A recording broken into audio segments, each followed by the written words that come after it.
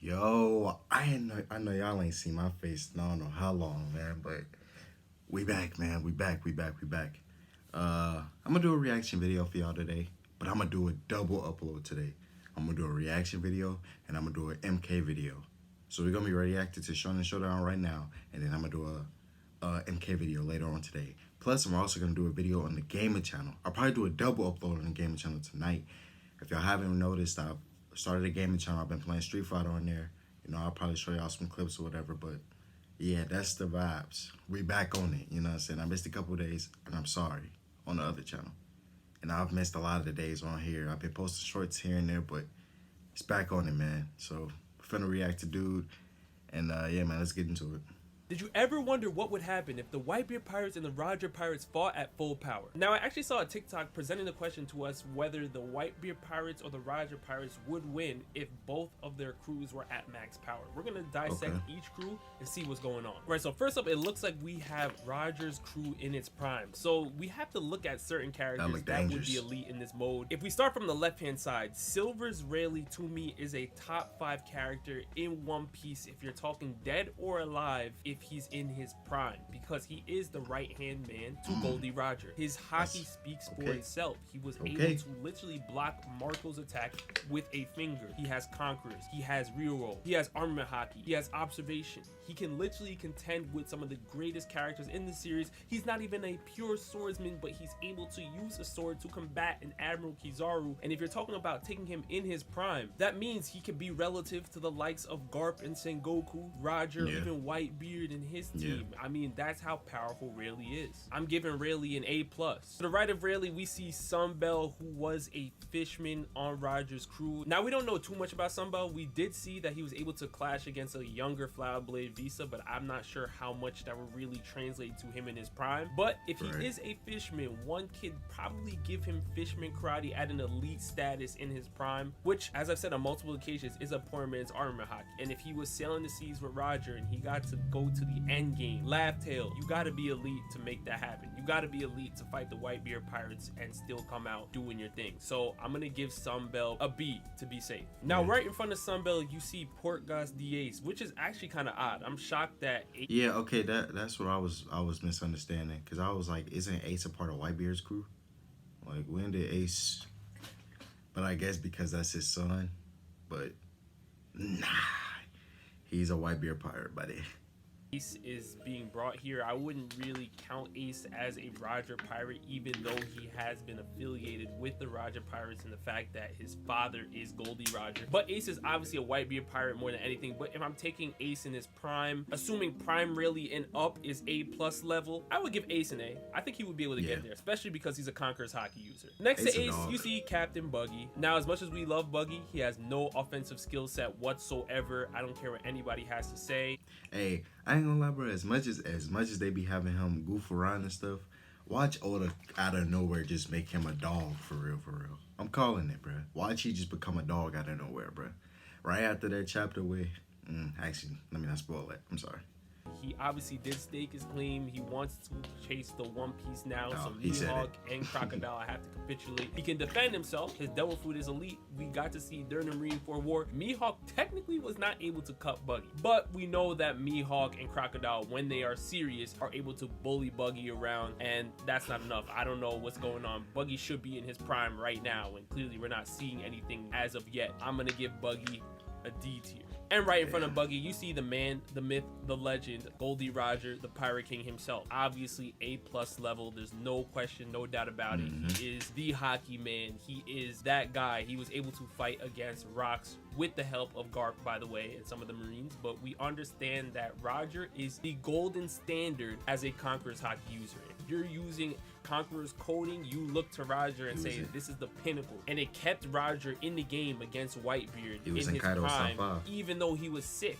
That's how powerful Roger's hockey is. Next to Roger, you see Scopper Gaban. Scopper Gaban in his prime would probably be very, very dangerous, very, very tough to stop, because we do know that Scopper Gaban was somebody that was willing to fight with Odin, and we know how elite Odin is. Odin is literally in Kaido's top 5. Odin is a great Conqueror's Hockey user. He fought against Whitebeard. He survived an attack from Roger at one point in time. So if we're looking at Scopper Gaban and we're saying he's the third leg after Rayleigh, Like I think Scopper Gaban should be an A. Behind Scopper, we have Crocus. Now, Crocus is the medic of the Roger Pirates, so I'm not expecting any top tier fighting. Isn't that the old dude from with the whale? I remember. Yeah, I think that's him. From him, but we do know that Crocus has observation hockey. We do know that he was the one that was able to keep Roger alive, and we also know that Crocus was in the battle with the Whitebeard Pirates as well as the Golden Lion Shiki Pirates as well. He was in the Battle of Ed War and he made it out unscathed. He was doing his thing. We have to give Crocus some credit here. I'm gonna give Crocus the benefit of the doubt and give him a C+. I would love to put him higher, but we just don't know. The next one's crazy. I know I'll see him. Douglas Bullets, the man that Buggy said is relative to Silver's Rayleigh, and we got to see in the movie, whether it is canon or not, he has access to the Gasha Gasha no Mi. And not only can he use that Devil Fruit ability to disassemble and reassemble inanimate objects, but he has also awakened it, and he was able to fight against all of the Supernova. At the time, he had higher Conqueror's Hockey than Luffy. And if you're giving Prime Roger Pirates access to having Douglas Bullet, whether he is canon or filler, I mean, this crew is looking serious already. I don't know what's gonna happen with the Whitebeard Pirates. We're gonna have to really analyze them and see what's going on, because they look elite right now, the Roger Pirates. Douglas Bullet is A+. I don't care what anybody has to say. You got to give it to him. Now, next to Bullet, you have Seagull Nose Done. Now, we don't know a lot about Seagull, but we do know that he was able to contend with a younger Diamond Jozu. Now, I don't know what we're really gonna say for his prime feats, but competing with Diamond Jozu, who was able to literally stop one of Mihawk's attacks that was intended for Whitebeard, is still a great feat. So because this is the prime Roger Pirates, I'm gonna give Seagull the benefit of the doubt and probably give him a B+ tier. And right in front of him, I mean, come on, it is red-haired Shanks. No matter how many arms Shanks has, you can give him 1 or 2. I still think he's A+. He has elite Conqueror's Hockey, literally took down Captain Kidd and Killer and his entire camp with 1 attack. He has some of the greatest observation hockey we have ever seen, because he was literally able to look into the future for about a minute, it looks like. A+ tier Shanks. Now we're gonna get into the Whitebeard Pirates overall. Let's start with Neko Momoshi. Now we know that he's elite, especially in his Sulong form. Sulong Neko was able to box with Kaido, and we also know that he was fighting with Jack, who happens to be one of Kaido's top 3 all-stars. I'm comfortable putting Neko in his prime at probably like a B+. Right in front of him, you're looking at Kozuki Odin, one of the greatest swordsmen that we've seen in the One Piece world. Yes, a lot of people have debated whether Odin is a better swordsman than Mihawk. You can definitely have that type of conversation. But Odin in his prime is so elite that his Conqueror's Hockey has been seen throughout Wano. This is the same man that Roger begged Whitebeard to borrow for a year. I mean, this is how powerful Odin is. Fought against Whitebeard, he fought against Roger, he fought against Kaido. The thing that's tough for me is when I'm thinking about Rayleigh and all these people, I do think that Prime Rayleigh is a step above. I do believe that Shanks is a step above. I think that Odin is elite, but I don't know if I can put him in A+. I think I will put Odin in A. Right in front of Odin, you see that we have Izo, and Izo was regarded as one of the great snipers on the Whitebeard Pirates. We know how elite he is because he's able to use armament hockey with the bullets, infusing the hockey into the bullets. He's even able to penetrate Kaido's tough skin with this type of technique. Izo also has access to observation hockey as well, but besides all of that, Izo was able to fight against CP0 members. For me, I think that warrants at least, at minimum, a B. Now, right next to Izo, you see... I think the thing with me, I don't think Whitebeard cared about how strong you were. So a lot of his people probably not gonna be like, they dogs whether or not, but like it was like he's one of the family, so he didn't care who was on his squad. That we have Ace. Now, Ace was counted on the Roger Pirates for some reason. I don't understand why, but for the same reasons, I would have Ace at around A tier. But I do think that if we're gonna give Ace to the Roger Pirates as well, then Ace would technically just cancel himself out anyway. Right behind Ace, we have Boss Man Jinbei, one of the Big most Jinbei, elite big fighters. Jinbei. He's part of the Straw Hat Pirates now. I mean, one of my favorite feats from Jinbei is not the fact that he took down Who's Who, but it was the fact that he was able to block an attack from Big Mom. And he also helped the Straw Hat Pirates get to Wano by holding off Big Mom and the Big Mom Pirates as much as possible. People don't understand how crazy of a feat that is for Jinbei. Jinbei is one of the most durable characters that we've seen in the One Piece world. And I heard that he could, like, from what we've seen, he probably can go toe to toe with Ace anyway. So that should already make him like A, at least, or B plus A type stuff. He also is a master of fisherman karate. You couple that with his great armament hockey, and he's definitely a B plus in his prime. You gotta give it to him. Marco the Phoenix is in the sky. When you're looking at Marco clearly being the right-hand man of Whitebeard, you can clearly see that he is elite because he was able to fight against admirals in the Marineford War. Not one, not two, but all three. And then when you're looking at Wano, King and Queen both got stopped by Marco. Marco was fighting them in a 2v1, and then he also had to deal with healing all of the people on the performance floor. You're coupling all that together, and we didn't even mention that Marco had to deal with Big Mom at one point in time during Wano. Marco is so elite that Shanks was trying to recruit him post Wano, and because Marco is a mythical Zoan type, there's no doubt about it that you have to put Marco at A. I can't put him at A plus because A plus is reserved for the Rayleighs and everybody like that. I don't think Marco is in that type of conversation. Right next to Marco, you have Diamond Jozu. Now, I believe Diamond Jozu is an absolute tank. He's a unit. He's top tier. He was able to literally stop one of Mihawk's attacks that was intended for Whitebeard. He boxed with Crocodile, and having a Diamond Devil Fruit definitely makes him elite. I just don't know if I could say Jozu is Marco level, but I mean, I don't think he's far off either. I'll give Diamond Jozu a B plus, but he honestly can technically be an A. In front of Jozu, you see Whitebeard, Edward Newgate, obviously in his prime, A plus. Like, there's no debate at all. One of the strongest characters in the One Piece world. Literally, not to cut him off, but I know he finna say the same thing. You gotta be A plus off the strength that they needed everybody in the Marines to stop him and his people from getting Ace back. He literally was boxing while being on the verge of death.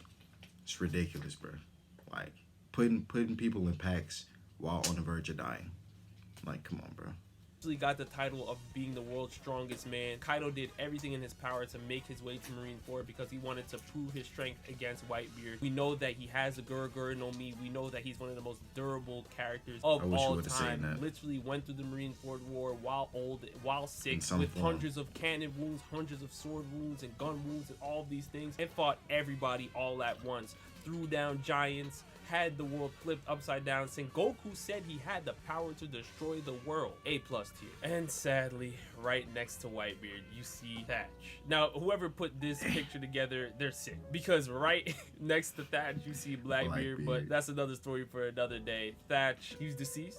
He's gone. We didn't get to see a lot of Thatch. When you think of Thatch, you've seen people compare him to around the Calvin brothers level. We know he was the cook for the Whitebeard Pirates, so we're not going to see a lot of combat from him, as opposed to a Sanji for the Straw Hats, where his combat is very much needed. I would honestly give him like a C tier. Right next to him, you have Blackbeard. And Blackbeard is definitely A plus level. Blackbeard is a Yonko now. He's elite. He destroyed the rest of the Whitebeard Pirates in the Payback War. He was able to take down Law in Law's camp. My concerns about Blackbeard have always been his hockey, but we do know that he does have some decent armament because he was able to block an attack from S-Hawk during his time at Amazon Lily. But the fact that he was afraid to fight Rayleigh tells me all I really need to know. You're A plus in Devil Fruit, but B in hockey. So maybe overall I would give Blackbeard an A, but because he's able to dual wield the Yami Yami no...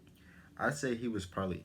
The only reason I say he was scared to fight Rayleigh is because of the name alone. You know what I mean? Like, I get it, he's fought other people too, but like, you're not finna just go up and fight somebody like Rayleigh.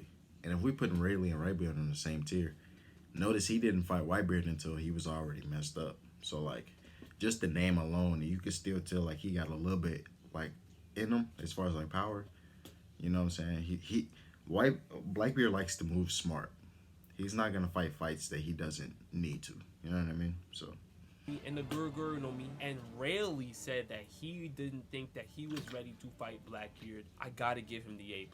Behind Blackbeard, you see Inuyarashi. Inu is very comparable to a Neko. Obviously has a Sulong form that was able to contend with Kaido. Also boxed against Jack. Very durable. I believe he's on the same tier as Neko. I'm gonna give him B+ tier as well. And then lastly, we have Flower Blade Vista. There's always been a lot of talk about Vista when you're talking about the greatest swordsman in the One Piece world, because people have compared him to Mihawk, because we saw that Vista and Mihawk were fighting together in the Marineford War. We don't know to what Hey, did y'all see my my short about the Mihawk thing using the Ichigo voice acting? You should go check that out. extent how close Vista is to Mihawk, but the fact that Mihawk knew who he was speaks volumes on Vista's name. Vista also fought against the Roger Pirates, and we do know that he was included in that payback war as well. Now, we don't know what went down between him and Shiryu, who I'm assuming he fought because he's a swordsman, if not a Diamond Jozu. But because he exists, we still have to keep his name in mind when we are talking about current swordsmen in the One Piece world that Zoro may have to deal with later on, if not already. Now, I think Zoro has surpassed Vista, but that's because we haven't seen Vista do anything since the payback war. Shiryu is a different conversation. We still have to see more, but because he was able to contend against Mihawk, I'll give him a B+. If we look at the averages of the characters that I've ranked overall, the Roger Pirates would win slightly, very, very slightly. But here's the reality of the situation. This fight truly depends on how Blackbeard and Shanks will show up. We know Rayleigh's going to be there. We know Marco's going to be there and everything like that. We need to see how Shanks versus Blackbeard will go down. Because if Shanks is able to overpower Blackbeard, it's game, set, match. Everybody go home. Everybody pack it up. Have a nice day. Because when you're looking at Shanks, he is literally the closest thing that we've seen to Roger in the modern day One Piece world. But if Blackbeard is able to take down Shanks, again, because Blackbeard's able to remove Devil Fruit abilities from other people, and he's also able to negate Devil Fruit abilities as well, that's where it gets a little shaky. Douglas Bullet can't be as reckless as he wants to be with Blackbeard present. This is why it really comes down to Shanks versus Blackbeard. For me personally, I have Shanks winning that matchup as of right now in the One Piece world, so I'm still gonna give the edge to the Roger Pirates. You guys let me know down in the comment section below which crew you think would win if they were at full maxed out power. Everybody they had on their crew was in their prime. And with that, I'll see you guys next time. Peace. That was a good video. I'm not gonna lie, that was a good video. I agree with him with Blackbeard and Shanks being X factors, because Shanks and Roger together is OD. And then, because we already know, like, with Shanks and Blackbeard kind of being younger, when they fought, like the Pirates crews fought, basically Whitebeard and Roger, it feel like if they fought, their crews are kind of at a standstill. So because Shanks and Blackbeard are like stronger now, it really would depend on them on how things would go. And because he already said, like, people like Ace, it's two aces, so they just cancel themselves out. So it really just depends on them two. And that'll be a good matchup, man. That'll be a good matchup. But that's the end of the video, man. Make sure you like, subscribe. I'm out, man. Peace.